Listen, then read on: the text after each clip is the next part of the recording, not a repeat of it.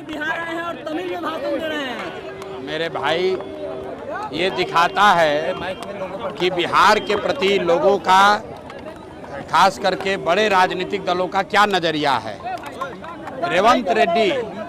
रेवंत रेड्डी जिसने कहा। जय बिहार दोस्तों, आपने देखा होगा कि अभी बिहार विधानसभा का चुनाव होने वाला है और मोदी जी बिहार में आए हुए थे।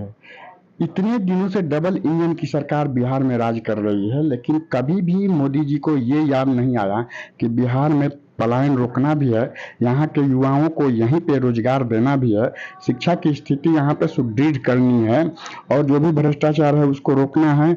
लेकिन अब पीके का खौफ देखिए, प्रशांत किशोर का खौफ इतना है कि अब की बार मोदी जी कह रहे हैं कि बिहार में ही बिहार के युवाओं को रोजगार दिया जाएगा।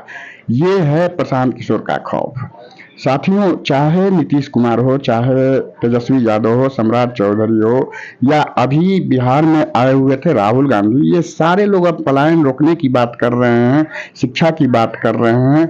अब 5 किलो अनाज गायब हो गया, ट्रेन गायब हो गया, और ये देखिए, ये जो भीड़ आप देख रहे हैं प्रशांत किशोर के काफिले में, ये बताने के लिए काफी है कि बिहार अब बदलाव के तरफ बढ़ चुका है और अब बिहार की जनता समझ चुकी है कि उनके बच्चों के लिए क्या सही है, क्या गलत है। बिहार के जो युवा हैं वो समझ चुके हैं कि उनकी बेरोजगारी कैसे दूर होगी, कौन है जो उनके बारे में सोच रहा है। तो इसलिए आप देख सकते हैं कि प्रशांत के काफिले में, प्रशांत जहां भी जाते हैं काफिले में इतनी भीड़ होती है कि कहने लायक नहीं। आइए सुनते हैं प्रशांत ने आगे अपने बाइक में मीडिया के साथ क्या कहा। रेवंत रेड्डी ने कहा कि बिहारियों का डीएनए है मजदूरी करना, मतलब बिहार के लोग मजदूरी करने के लिए पैदा हुए हैं। ये रेवंत रेड्डी का बयान है और कांग्रेस वाले उसी रेवंत रेड्डी को मंच पर बैठाकर घुमा रहे हैं। इनको लगता है कि बिहार का सारा आदमी बेवकूफ है। आज स्टालिन आए हैं बिहार में, इसी तमिलनाडु में बिहार के बच्चों को मारा गया। उस समय स्टालिन कहाँ थे? और आज स्टालिन आकर बिहार में घूम रहे हैं, वोट मांग रहे हैं। तो ये बिहार के लोगों के मुंह पर तमाचा है कि जो हम लोग के बच्चों को महाराष्ट्र में, तमिलनाडु में, तेलंगाना में गाली देता है, थप्पड़ मारता है, उसका हिम्मत है कि वो आकर बिहार में वोट मांग रहा है। और कहीं न कहीं ये कांग्रेस का और तेजस्वी यादव का चरित्र भी दिखाता है। 25 के चुनाव में केंद्र सरकार का भविष्य क्या? भैया, बिहार से बिहार के बच्चों का भविष्य तय होगा। आपको बता देते हैं कि 30-35 साल से जो भाजपा के डर से लालू और लालू के डर से भाजपा नीतीश को वोट मिलता रहा है, वो कहानी खत्म।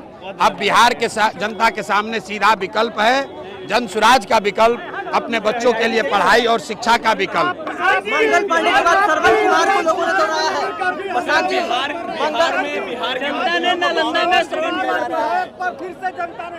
आपको मैंने आज से 6 महीना पहले से मैं कह रहा हूं कि जिस तरीके से बिहार सरकार ने बिहार के हर वर्ग पर लाठी चलाई है, बच्चों को मारा, अभ्यर्थियों को मारा, आशा को मारा, आंगनवाड़ी वर्कर को मारा, मुखिया सरपंच को पटना में पीटा।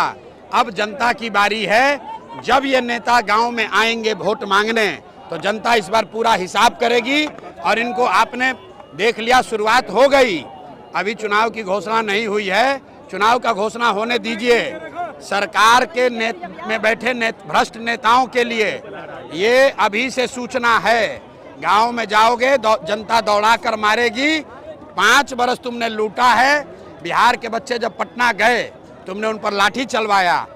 पुलिस ने जूता पहन के बच्चों के पेट पर लात रखा है। पूरी बिहार की जनता ने देखा है।